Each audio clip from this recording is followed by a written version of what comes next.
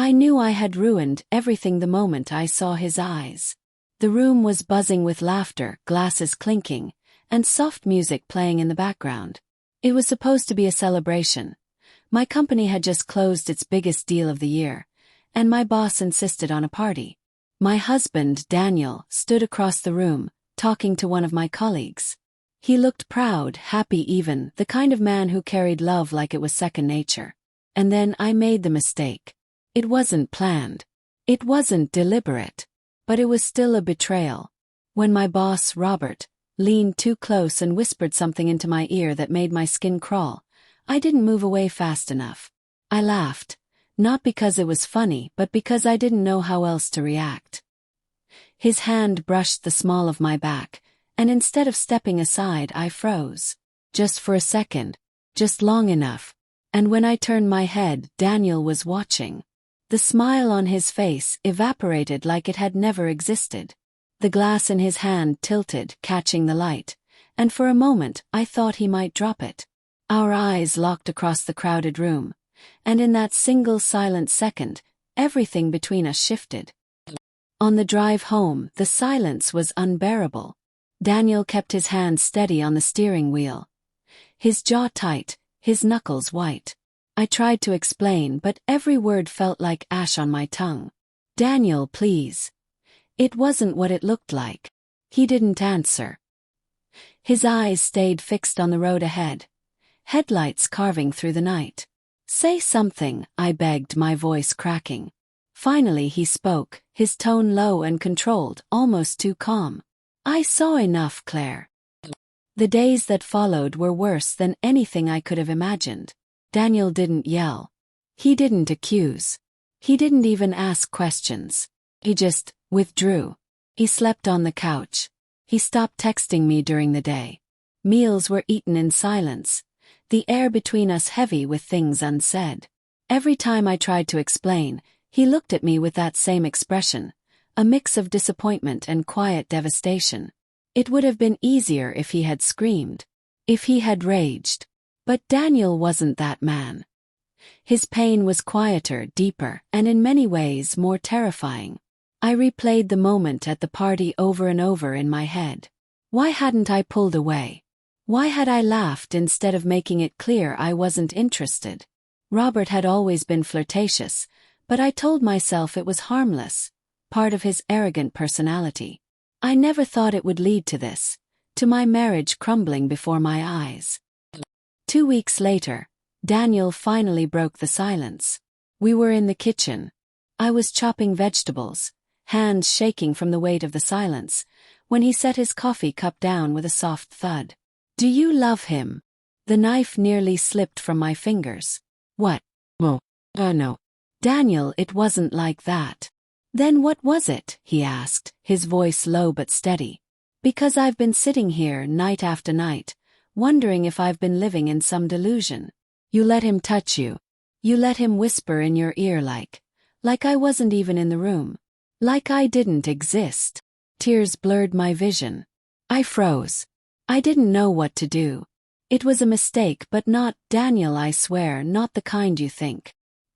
He studied me for a long time, his silence louder than any argument. Then he shook his head. "Do you have any idea what it felt like to watch my wife laugh with another man like that? To see you lean into him, even for a second? Everyone saw it, Claire. Everyone."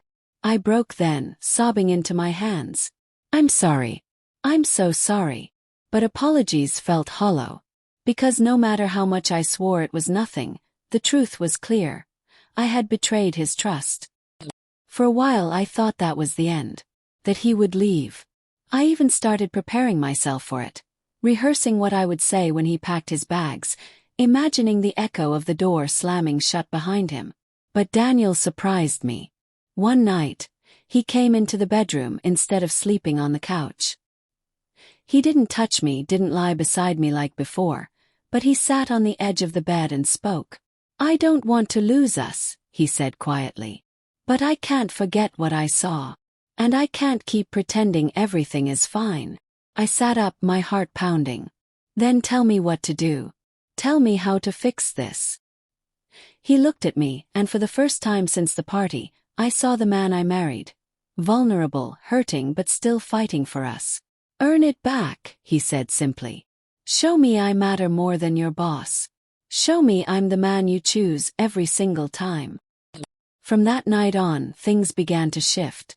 Not quickly, not easily, but slowly, painfully. Quit my job.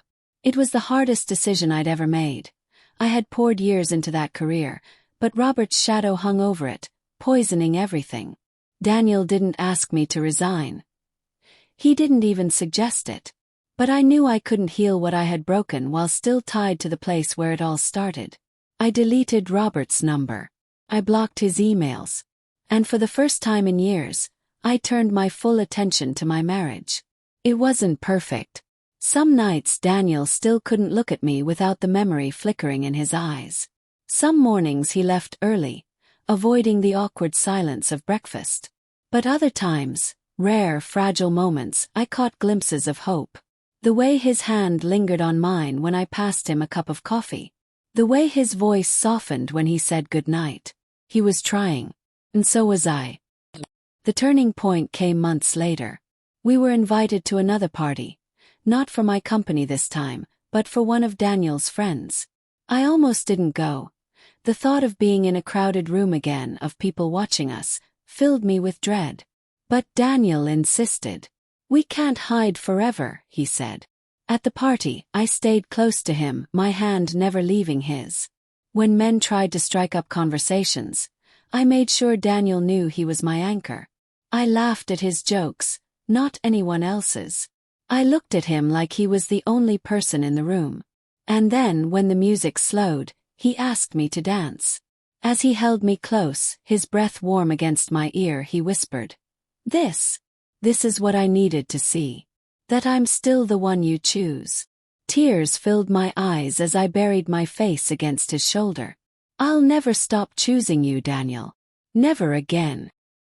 It wasn't forgiveness in that moment. Not entirely. But it was something close. A bridge being rebuilt piece by fragile piece. Looking back now, I know the mistake I made will never fully disappear. It will always be a scar, a reminder of how quickly trust can shatter. But I also know what Daniel did for me, for us. He didn't walk away when he could have. He didn't destroy me with anger or silence. He gave me a chance to fight for us, even when everyone else thought it was over. Everyone watched me make the mistake. They saw me falter, saw me betray the man I loved. But what they didn't see, what only Daniel and I will ever truly understand, is what he did after. He chose to stay. He chose to fight. He chose to give us another chance when I least deserved it. And that's something I will never forget.